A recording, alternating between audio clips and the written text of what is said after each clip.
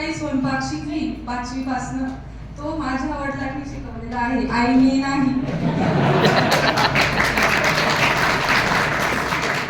आजही जावई मुली घरी येणार असले काय त्याच्या आधी कोण असतो, कोणती भाजी बनव, कशी बनव, कशी आवडते.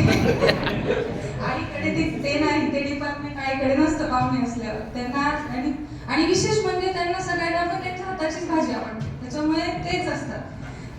तुमची मुलगी असल्याचा मला नेहमी अभिमान वाटत राहील, नेहमी वाटत राहिला आहे आणि नेहमी वाटत राहील. 35 वर्ष अशा सेवेमध्ये माझ्या आईने वडिलांच्या खांद्याला खांदा लावून जी मुलाची अशी साथ दिली, तो वाटा खूप मोलाचा आहे.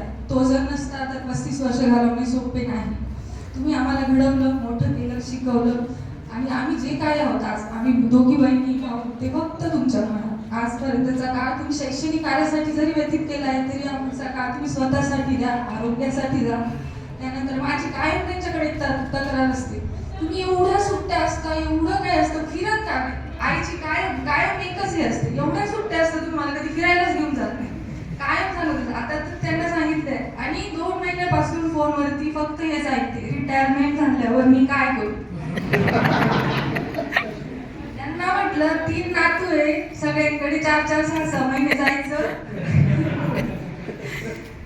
आजपर्यंत. त्याच्यामुळे आणि एक गोष्ट म्हणजे खूप महत्वाची सांगायची मला, की जेव्हा शेवटचा त्यांचा 1 वर्षाचा, आता 1 वर्षानंतर रिटायरमेंट होईल.